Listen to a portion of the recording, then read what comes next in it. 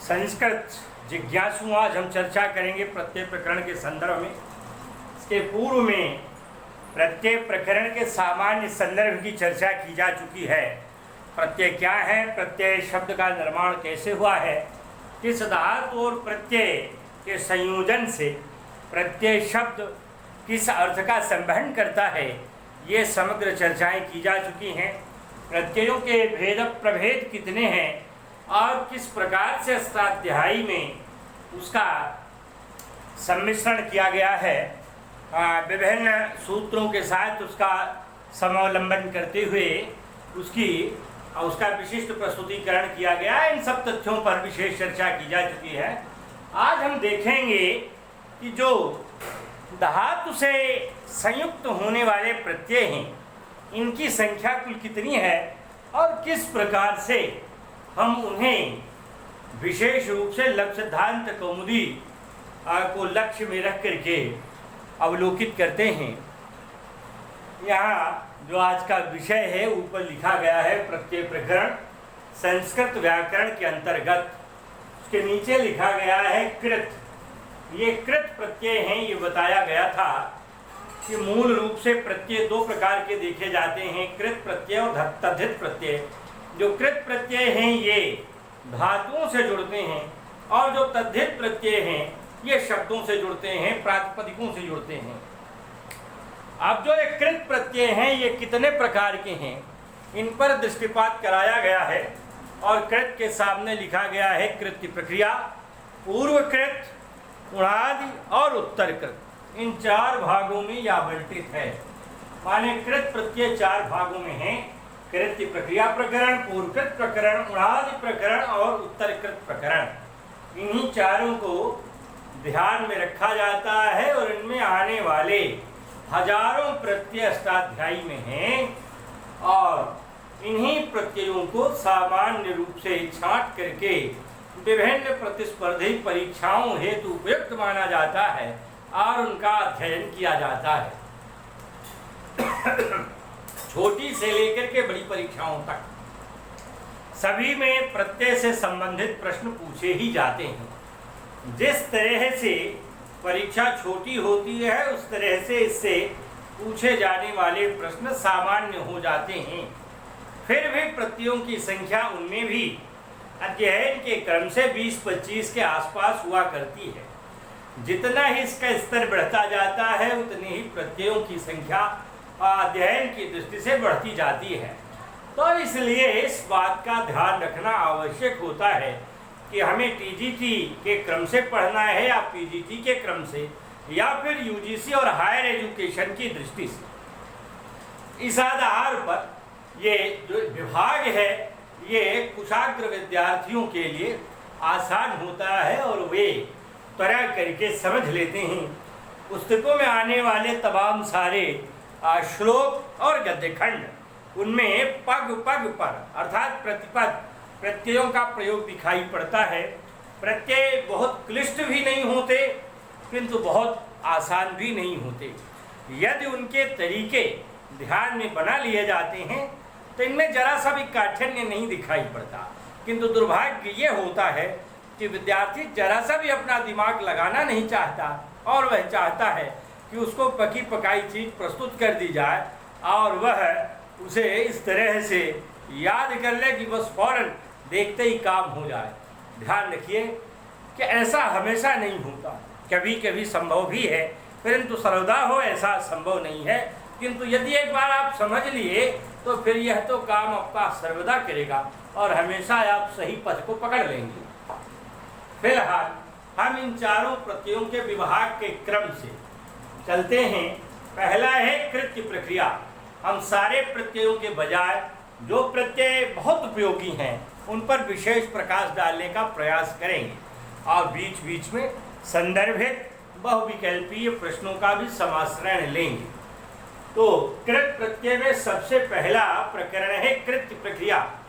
कृत्य प्रक्रिया के अंतर्गत कुल 7 प्रत्ययों का परिगणन कराया गया है। तो 7 प्रत्यय जो आपकी लघु सिद्धांत कौमुदी में व्यवस्थित हैं उन्हीं का अध्ययन कर लेने से एक प्रकरण पूरा हो जाता है। और उनमें भी मुख्य रूप से चार प्रत्यय ही हैं जो ज्यादातर प्रचलन में हैं, जो पूछे जाते हैं अक्सर। तव्यम च तव्यतं चैवा नियर केली मरौ तथा यतम नियतम क्यपम चाप कृत्यान सप्त प्रचक्षते। ये एक श्लोक बहुत प्रचलित हुआ है जिसमें तव्यम च तव्यतं चैवा नियर केली मरौ तथा, तव्यत प्रत्यय और तव्य प्रत्यय ये दो प्रत्यय हैं। ये स्वरों की दृष्टि से दो प्रकार के प्रत्यय आरंभ में स्वीकार किए गए थे, किंतु कालांतर में क्योंकि स्वरों का महत्व नगण्य हो गया, अतएव इन दोनों को एक ही मान लिया गया और आजकल तव्य के बजाय तव्यत प्रत्यय का व्यवहार होता है, जो यहाँ लिखा गया है, जिसके संदर्भ में आज हम प्रकाश डालना चाहेंगे। और इसी प्रकार से अनियर प्रत्यय है और केलिमर प्रत्यय है। केलिमर प्रत्यय का प्रयोग बहुत कम होता है और आरंभ में तमाम प्रकार से उनका प्रयोग दिखाई पड़ा था, तो इसलिए केलिमर में एलिम शेष बसता है, इसका प्रयोग आजकल नगण्य हो रहा है। तो इसलिए अनियर प्रत्यय तव्यत के बाद दो प्रत्यय ये हो गए, यतम नियतम क्यपम चाप। यत नियत और क्यप तीन प्रत्यय और हैं, तो तीन दो पांच हो जाते हैं। यद्यपि क्यप का प्रयोग बहुत कम है, बावजूद उसके कुल पांच प्रत्यय स्वीकार किए जा सकते हैं, दो को निकाल देने पर केलिमर और तव्य।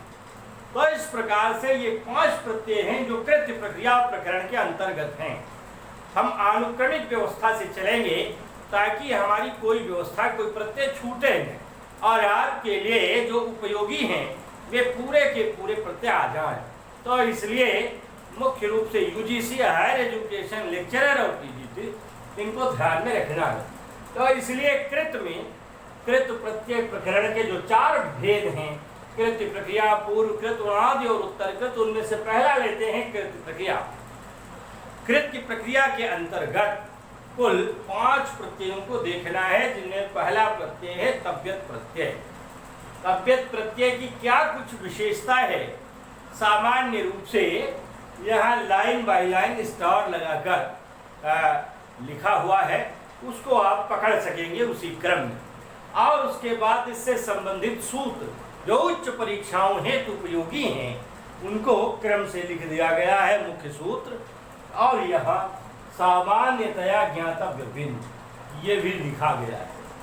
तो जैसे सामान्यतया ज्ञातव्य बिंदु क्या है, एक निगाह इस पर भी डाल दें। प्रत्यारंभ के पहले प्रत्ययों में गुण संधि की स्थिति दिखाई पड़ती है। गुण संधि माने जैसे किसी धातु में री है, ई है या ऊ है, री है, तो वहाँ पर गुण संधि की स्थिति बन जाती है। आपने गुण संधि के अंतर्गत देखा है कि ई के स्थान पर ए हो जाता है, ऊ के स्थान पर ओ हो जाता है, री के स्थान पर अर हो जाता है और री के स्थान पर अल हो जाता है। ये चार आदेश दिखाई पड़ते हैं, यही गुण है। तो इसलिए वहाँ गुण की स्थिति दिखेगी। जहाँ अगर धातु में ई है, जैसे जी है, तो जी के ई के जगह पर ए हो जाएगा, जे हो जाएगा। ची धातु है, ची के अंत में ई है, तो ई को ए हो जाएगा, ये गुण हो जाएगा। गुण संधि करने वाले सूत्र हैं यहाँ सार्वधातु पार्वधातु प्रयोग। कौमुदी अपने सामने रखिए, उसमें सूत्र व्यवस्थित हैं, वहाँ अर्थ भी लिखा हुआ है। कापी कलम लीजिए और उसके बाद क्रम से उन पर एक प्रयास करिए उसकी साधनिका के क्रम का, तो सारे सूत्र भी स्पष्ट हो जाते हैं। क्योंकि कभी कभार हायर एजुकेशन में सूत्र भी पूछते हैं, तो इसलिए यह ध्यान रखिएगा कि सूत्र भी वहाँ आते रहेंगे, उनका अर्थ भी वहाँ आता रहेगा। सार्वधातु पार्वधातु की ओर सूत्र कहता है कि सार्वधातु या आध धातु प्रत्यय अगर बाद में है तो वहाँ धातु को गुणादेश हो जाए। अब सार्वधातु क्या है और आध धातु क्या है, हम कैसे जानेंगे कि यह प्रत्यय सार्वधातुक है या यह प्रत्यय आध धातुक है? तो इसी स्थिति में तिंशित सार्वधातुकम कह करके सार्वधातुक संज्ञा की गई है। ऐसे प्रत्यय जो तिंग हैं, तिंग माने धातु वाले जो तिंग प्रत्याहार हैं, और शित माने श जहाँ पर इत संज्ञक हुआ है, ऐसे प्रत्यय। तो जो प्रत्यय शित हैं या तिंग हैं उन्हें सार्वधातुक कहते हैं। और आर्धधातुकम शेषा, और जो उनसे बचे हुए प्रत्यय हैं वे सब आर्धधातुक कहे जाते हैं। तो ये भी प्रत्यय ज्यादातर आर्ध धातु की स्थिति में ही दिखाई पड़ेंगे। तो इसलिए सार्ध धातु के आर्ध धातु प्रत्यय अगर बाद में हो, अर्थात ये जो तव्यत है आर्ध धातु प्रत्यय है, ये बाद में है, और धातु में अगर ई उ री री है तो वहां उस धातु को गुणादेश हो जाएगा। ई को ए हो जाएगा, उ को ओ हो जाएगा, री को आर हो जाएगा, री को अल हो जाएगा। इसी तरह पुगंत लघु उपधस्य है, ये कहता है कि अगर उपधा माने अंत में विद्यमान हो, हर्ष इकार उकार ऋकार ऋकार, और धातु पुख हो माने उसके अंत में प हो, तो ऐसी स्थिति में भी गुणादेश हो जाता है। अचोंडित ये कहता है अगर इञ या अण की ईट संज्ञा हुई हो प्रत्यय में, तो ऐसी स्थिति में वहां अच माने धातु के अंतिम अच को वृद्धि हो जाए। वृद्धि माने बड़ा, अर के बजाय आर हो जाए, अल के बजाय आल हो जाए, ई के बजाय आई हो जाए, ए के बजाय आई हो, ई की जगह ए होता है गुण में, किंतु ए की जगह आई हो जाए तो ये वृद्धि हो जाएगी। इसी प्रकार उ के स्थान पर ओ के बजाय औ हो जाए तो ये वृद्धि हो जाएगी। इसी तरह ये अत उपधाया का ये कहते हैं कि अगर अत माने आकार हो किसी धातु की उपधा में, तो वहां पर आदि यच की वृद्धि हो जाए माने आ हो जाए। तो इस तरह से ये चार हैं जो दो सूत्र गुणादेश के हैं और दो वृद्धि आदेश के, ये ध्यान में रखिए।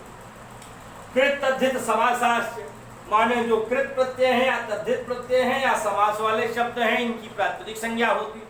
जब ये शब्द बन जाते हैं तो इनकी प्रातिपदिक संज्ञा करते हैं, तभी इन्हें पद बनाने के लिए सुप्रत्यय लाते हैं, और जब तक सुप्रत्यय नहीं लाएंगे तब तक ये पद ही नहीं बनेंगे, और जब पद नहीं बनेंगे तो इनका भाषा में प्रयोग नहीं होगा। ये कृत प्रत्यय चल रहा है तो कृत प्रत्यय भी प्रातिपदिक है, यह कहने के लिए सूत्र आता है। अब सबसे महत्वपूर्ण है छठे नंबर का कृत्य लुटो बहुलम। ये कहता है कि कृत्य प्रत्यय और लुट प्रत्यय बहुलम माने बहुलता से होते हैं। यहाँ कृत्य प्रत्यय और लुट प्रत्यय बहुलम माने बहुलता से होते हैं। बहुल माने ज्यादा, तो यहाँ बहु शब्द से लक्ष्य प्रत्यय लगा, बहुल शब्द बना, तो माने इनके कई अर्थ हो जाते हैं, अर्थात इनकी निर्मित प्रक्रिया के भी कई स्वरूप दिखाई पड़ने लगते हैं।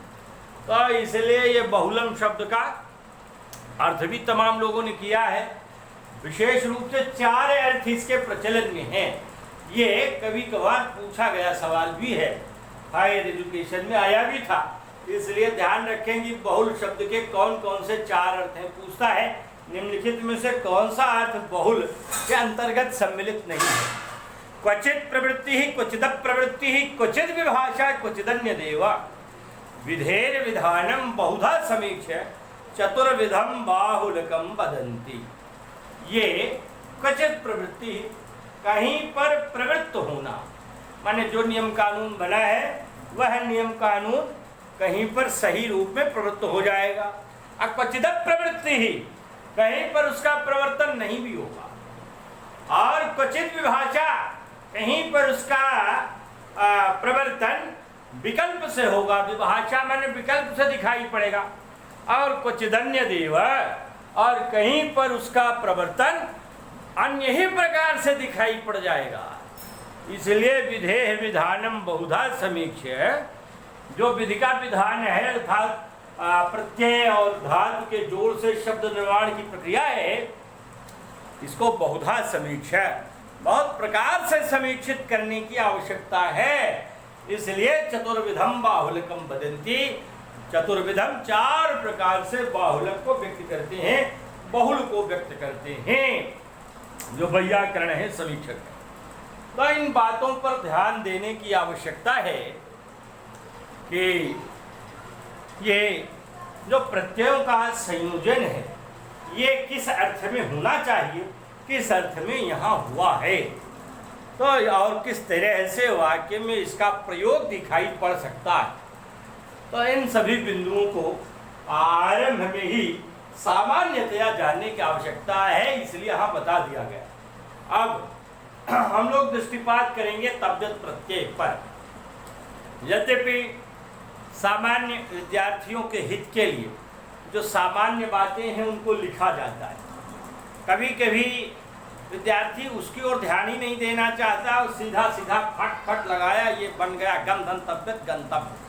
अब उससे पूछ लिया गया कि भाई ना क्यों आया, इंटरव्यू में पूछ लिया गया तो मुंह के बल गिर पड़ता है, और वैसे वो खूब प्रसन्नता से भरा पूरा होता है कि सब रट मारा है हमने, खट से देखा और लगा दिया हमने। ऐसा नहीं होता, इसलिए कि कभी भी पूछ लिया जा सकता है कहीं भी किसी मोड़ पर भी, और फिर भविष्य में आप भी अध्यापक हैं, इसलिए ऐसी स्थिति में आपको लज्जित न होना पड़े, इसलिए भी अध्ययन आवश्यक है। तो इसलिए ये बिंदुओं पर जाएं सभी पर। तबियत प्रत्यय में तब विशेष रहता है, इसका मतलब ये जो त लगा हुआ है इसका लोप हो जाता है, ताकि हलंत्यम से अंतिम हल की संज्ञा हो जाती है और तत् से लोप से लोप हो जाता है, तब विशेष बचता है। चाहिए के अर्थ में धातु से जुड़ता है, धातु से जुड़ता है और चाहिए का अर्थ देता है, करना चाहिए, पढ़ना चाहिए, हंसना चाहिए, खेलना चाहिए अर्थ देता है। इट का आगम होता है, धातुएं तीन प्रकार की हैं, सेठ धातुएं, अनिट धातुएं और वेट धातुएं। तो जो सेठ धातुएं हैं इनमें इट का आगम होता है सहज रूप में, और अनिट धातुओं में इट का आगम बिल्कुल नहीं होता, और वेट धातुओं में इट का आगम विकल्प से होता है, एक पक्ष में होता है दूसरे में नहीं होता। तो इन सभी का ध्यान रखना आवश्यक है। कर्मवाच्य या भाववाच्य में इनका प्रयोग दिखाई पड़ता है, माने ये देखा जाता है कि कर्मवाच्य और भाववाच्य का जब प्रयोग होगा तो ऐसी स्थिति में इनका प्रयोग किया जाएगा, किंतु कर्तृवाच्य में इनका प्रयोग नहीं किया जाएगा। तो इस बात को ध्यान में रखना होगा। अभी प्रयोग देख लेते हैं। उदाहरण है, पहला शब्द बहुत प्रचलित धातु है पठ धातु। तो पठ धातु है, जैसे हिंदी में पढ़ना, हंसना, लिखना, बोलना आदि धातुएं हैं, उसी प्रकार से यहाँ भी पठ धातु, गम धातु, क्री धातु, ची धातु, भू धातु आदि धातुएं हैं। अब यहाँ मान लीजिए बहु प्रचलित धातु है पठ, उसको लिया और उससे तबियत प्रत्यय का विन्यास किया, तबियत प्रत्यय को उससे जोड़ा, और जब तबियत उसमें जोड़ा तो पठतव्य बनना चाहिए, किंतु यहाँ पठतव्य न बन करके पठितव्य बना है, माने इट का आगम भी हुआ है। अब ये ज़्यादातर विद्यार्थी TET, C TET, super TET, UP TET, कौन कौन से टेट सब, लेकिन कोई उस पर ध्यान नहीं जरा सा जाएगा कि पठधनतव्य से तो पठतव्य बनेगा, पठितव्य कहाँ से बनेगा। तो इसलिए इन बिंदुओं पर भी ध्यानांकन आवश्यक होता है, क्योंकि वह पूछ सकता है। इंटरव्यू में कभी कभार सवाल पूछे गए हैं टीजीटी में कि ये बताइए गम धन तबियत से गंतव्य और गम धन तबियत से गमितव्य क्या दोनों ही बनते हैं या एक ही बनता है।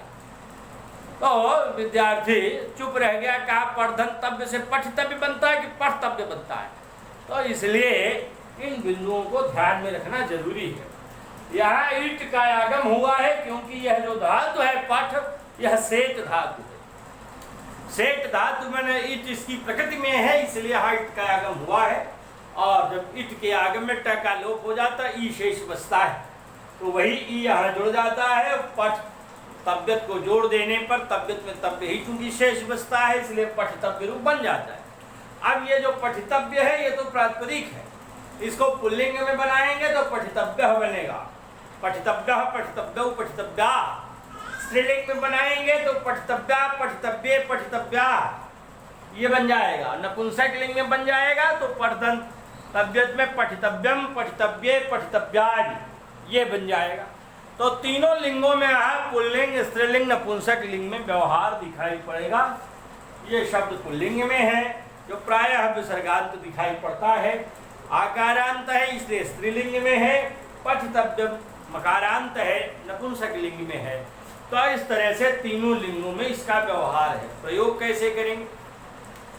उसे पढ़ना चाहिए तो सह पठितव्यम ये प्रयोग करेंगे, तमाम लोग करते ही हैं। उसे पढ़ना चाहिए सह पठितव्यम, तो तयेव मूर्खा सन्ति। ये ध्यान में रखना है कि ये कर्मवाच्य और भाववाच्य में ही होता है। यहाँ लिख दिया गया कर्मवाच्य या भाववाच्य में, तो फिर अब आपको यह अवकाश नहीं है कि आप कर्तृवाच्य में इसका प्रयोग करेंगे। तो इसलिए तेन पठितव्यम ये प्रयोग होगा, न कि सह पठितव्यम। तो इस बात को ध्यान रखेंगे। तेन में तृतीया विभक्ति में कर्ता चला जाएगा और यहाँ भाववाच्य हो जाएगा। भाव माने क्रिया, न कि मूल भाव। तो यहाँ भाव माने क्रिया, पठितव्यम क्रिया है, भाववाच्य में नपुंसक लिंग एक वचन का ही प्रयोग होता है। इसलिए तेन पठितव्यम, उसके द्वारा पढ़ना चाहिए, पढ़ना चाहिए, उसके द्वारा पढ़ा जाना चाहिए। हिंदी में ये बनेगा। तो तेन पठितव्यम ये संस्कृत में बनेगा। कर्मवाच्य में करना चाहते हैं, तेन पुस्तकम पठितव्यम, उसके द्वारा पुस्तक पढ़ी जानी चाहिए। पुस्तकें 2 हैं या 3 हैं, ज़्यादा हैं, तो तेन पुस्तकानि पठितव्यानि, क्योंकि पुस्तकानि यहाँ कर्म हो गया और कर्म यहाँ प्रधान होकर प्रथमा विभक्ति में पहुँच गया है। तो इसलिए उसके हिसाब से, कर्म के हिसाब से पठितव्य में भी परिवर्तन हो जाएगा। तेन पुस्तकानि पठितव्यानि, उसके द्वारा पुस्तकें पढ़ी जानी चाहिए। इसी तरह से गम धातु में तव्यत प्रत्यय लगाते हैं तो गंतव्य बन जाता है। यहाँ पर सवर्ण विधि हल संधि हो जाती है, क्योंकि यहाँ म है, इट होगा नहीं यहाँ, क्योंकि यह अनिट धातु। अनिट धातु होने के कारण इट का आगम नहीं होगा। बाद में ता है, उसके पहले म है, म को भी तवर्ग की तरह आदेश हो जाएगा। मन तथा म चूंकि अनुनासिक व्यंजन है, इसलिए तवर्ग का अनुनासिक व्यंजन यहाँ आदेश हो जाएगा, बन जाएगा गंतव्य। पुल्लिंग में गंतव्य है, स्त्रीलिंग में गंतव्या, नपुंसकलिंग में गंतव्यम। और जहाँ जाना चाहिए तेन गंतव्यम, उसे गांव जाना चाहिए तो तेन ग्रामः गंतव्यः, ग्रामः चूंकि पुल्लिंग में होगा इसलिए गंतव्यः। तेन गृहाः गंतव्याः, गृह शब्द ध्यान में रखें, ज्यादातर नहीं जानते हैं विद्यार्थी, मैंने कई बार देखा है। ये पुल्लिंग और नपुंसकलिंग दोनों में ही होता है। पुल्लिंग में बहुवचन में ही इसके रूप चलते हैं, इसलिए तेन गृहाः गंतव्याः ये बन जाएगा, उसके द्वारा घर जाया जाना चाहिए। इसी प्रकार से क्री में तव्यत लगा, बन गया कर्तव्य। अब यहाँ देखिए क्री धातु में सेठ धातु नहीं है, किंतु यहाँ री है। री के कारण यहाँ गुणादेश हो जाएगा और हो जाएगा कर्तव्य। तव्य में त प्रत्यय है जो बाद में है, और आर्ध धातुकम शेष से इसकी आर्ध धातु संज्ञा हुई, और सार्वधातु का धातु की ओर से गुणादेश हो गया। तो इसलिए री को और हो गया, जल तुम विकार न्याय से रेफ का ऊर्ध्वगमन हो गया, बन गया कर्तव्य। तो पुल्लिंग में कर्तव्य, स्त्रीलिंग में कर्तव्य, नपुंसकलिंग में कर्तव्य। इसी प्रकार ची धातु है, तव्यत प्रत्यय लगा, ची में ई है, ई को गुणादेश होकर ए हो जाएगा, बन जाएगा चेतव्य। चुनना चाहिए, चुनने योग्य। इसी तरह से भू धातु में तव्यत प्रत्यय लगा, कहा भवितव्य, तो भवितव्य लगा, भवितव्य, स्त्रीलिंग में भवितव्या, नपुंसकलिंग में भवितव्यम, होना चाहिए, होने योग्य। इसी तरह से जीत में तव्यत लगा, बना जेतव्य, जी के ई को ए हो गया, गुणादेश हो गया, तो बन गया जेतव्य, जीतने योग्य। भेद में तव्यत लगा, भेदतव्य, यह कभी कभी लोग भेदतव्य लिख देते हैं, एक ही तना। भेद में दव्य है, तव्यत का तव्य है, इसलिए दोनों स्थानों पर जोड़ करके बनेगा भेदतव्य। नम धन तव्यत लगा, बन गया नंतव्य। जैसे यहाँ गंतव्य बना वैसे यहाँ नंतव्य बना। इसी तरह स्मृत धातु है, तव्यत लगा, बन गया स्मर्तव्य, रिक्वार हो गया, गुणादेश हो गया। तो इसलिए गुणादेश आदि की स्थितियों पर ध्यान रखना चाहिए। तमाम विद्यार्थी गलती करते हैं, यही स्मृतव्य लिख देते हैं, नमितव्य लिख देते हैं, भेतव्य लिख देते हैं, एक तय गायब कर देते हैं। तो इसलिए ध्यान रखना होगा। हु धंतव्य, हु धातु है, हु माने हवन करना, इसमें भी अंत में उ है, इसको गुणादेश होकर हो जाएगा, बन जाएगा होतव्य, माने हवन करने योग्य। तो हमेशा या तो कर्मवाच्य या भाववाच्य में इनका प्रयोग दिखाई पड़ेगा। ये प्रत्यय धातुओं से लगते हैं, उसके लिए सूत्र आया है तव्यत तव्या नियरा, माने धातु से कर्मवाच्य और भाववाच्य में तव्यत प्रत्यय, अनियर प्रत्यय और तव्य प्रत्यय हों तो तव्य और तव्यत को एक ही मानकर यहाँ व्यवहार किया जाता है। आर्ध धातु का सेठ बना दे, ये कहते हैं आर्ध धातु, अगर बलाद या अर्ध धातु प्रत्यय बाद में हो, बलाद, बलाद माने बल प्रत्यय जिसके आदि में हो, बल में ह या को छोड़कर सारे व्यंजन रहते हैं, ह या व से शुरू हुआ, और हल के ल तक में सारे व्यंजन आ जाते हैं, केवल एक रूप यह छूटता है। ह दोबारा आ जाता है तो वल में दोबारा वाले ह का परिगणन हो जाता है। इसलिए ऐसा प्रत्यय जो बल से शुरू हो रहा हो, बल प्रत्याहार जिसके आदि में हो, शुरू में हो, ऐसा आध धातु प्रत्यय उससे इट का आगम हो जाए। तो यहाँ जो तव्यत प्रत्यय है, तव्यत का जो तय है, ये वल प्रत्याहार के अंतर्गत है, इसलिए इसको इस सूत्र द्वारा इट का आगम हो जाता है। तिंशित सार्वधातुकम, जो तिंग प्रत्यय है या शित माने सकार की संज्ञा जिनमें हो, ऐसे प्रत्ययों की का नाम सार्वधातुक पड़ता है। ये बात अभी पहले भी बता चुका था। अब तयोरेव कृत्यक्त खलर्था, माने कृत्य प्रत्यय, अवतव प्रत्यय और खलर्थ प्रत्यय, ये तीन प्रकार के प्रत्यय कर्मवाच्य और भाववाच्य में ही हुआ करते हैं। तो ये कृत्य प्रक्रिया प्रकरण के संदर्भ के ही प्रत्यय हैं, अतएव कर्मवाच्य या भाववाच्य में ही इनका प्रयोग देखा जाता है।